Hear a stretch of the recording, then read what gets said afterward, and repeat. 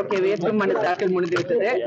ரொம்ப சந்தோஷம், ரொம்ப பெருமையாகவும் சந்தோஷமாகவும் மக்களுக்கு சேவை செய்யறதுக்கு எனக்கு இந்த வாய்ப்பளித்த பாரதிய ஜனதா கட்சிக்கும் அவங்களோட சேர்ந்து தோழமை கட்சிகளோட இது ஒரு மிக பெரிய வெற்றியாக வர வேண்டும் என்று நான் நினைக்கிறேன். ஏன்னா மக்களும் இனிமே சந்திக்க போறோம், எல்லாமே பார்த்துருக்கோம்.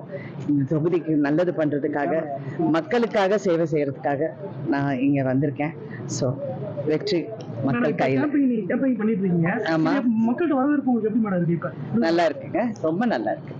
நீங்களே பார்த்தீங்க.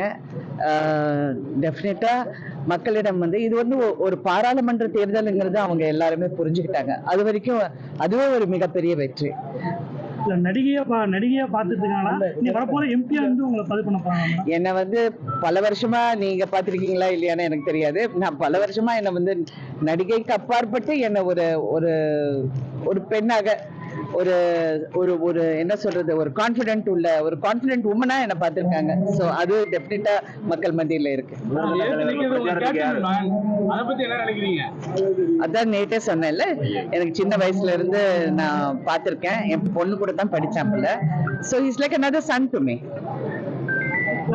முதல்கட்ட தலைவர் யார் பிடிச்சாரு? உங்களுக்கு யார் தலைவர்? எல்லாமே முதல் கட்ட.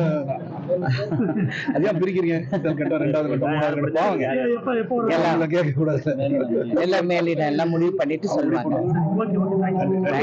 தேங்க்யூங்க, தேங்க்யூ. செய்திகளை உடனுக்குடனும் துல்லியமாகவும் தெரிந்து கொள்ள சப்ஸ்கிரைப் பண்ணுங்க.